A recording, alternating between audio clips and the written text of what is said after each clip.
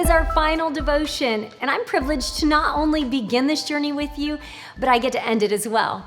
Throughout these past 21 days, I've heard stories of how God is moving, how he's speaking and doing what only he can do among us.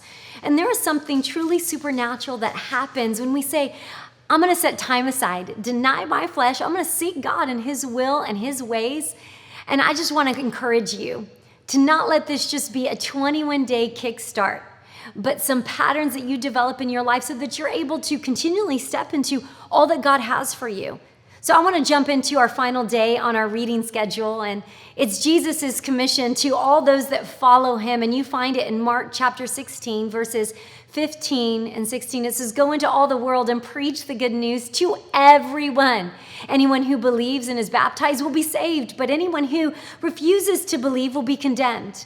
These miraculous signs will accompany those who believe. They're going to cast out demons in my name. They're going to speak in new languages.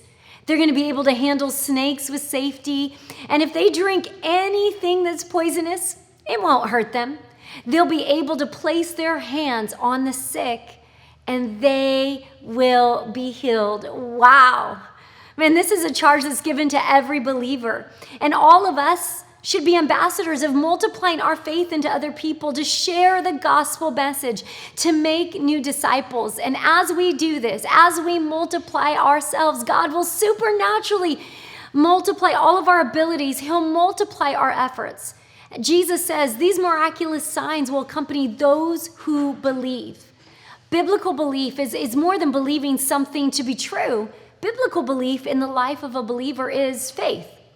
And faith is accompanied by steps of obedience. And it's amazing at what God will do in and through us when we step into obedience in the area of multiplying our faith into somebody else. And this year, real life, we believe that God is asking us, all of us, to multiply, that everyone make one disciple, multiply their faith into someone else, give what God has given them away.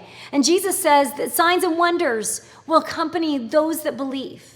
They're going to accompany those that step into what he has asked them to do, to go into all the world, to bring the message of the gospel to everyone, everywhere, to make disciples. It tells us that in Matthew 28. So I have a question for you today. Who's your one? Who is the one that you are going to say, this year, I'm going to share my faith with?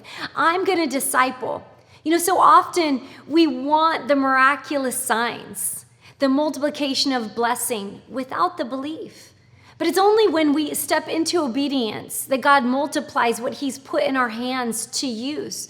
And you'll see it, and you see it in the New Testament when he blesses a little boy's lunch and he fed thousands. He blessed that food, but it multiplied as the disciples distributed it. You see it in the Old Testament when Elisha, when he asked the starving widow to pour out the little oil that she had from her jar into other jars. It wasn't until she started pouring that she saw the miraculous happen, that he multiplied it.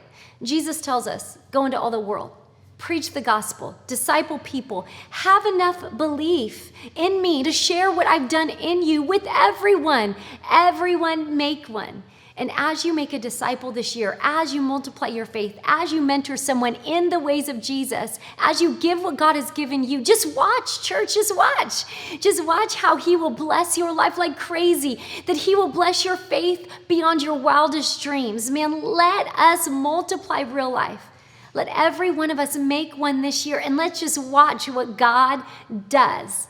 Man, I'm praying for you. I'm believing for the supernatural as we step into obedience in our faith. Man, it's going to be a great year. It's already been great, but it's only getting better.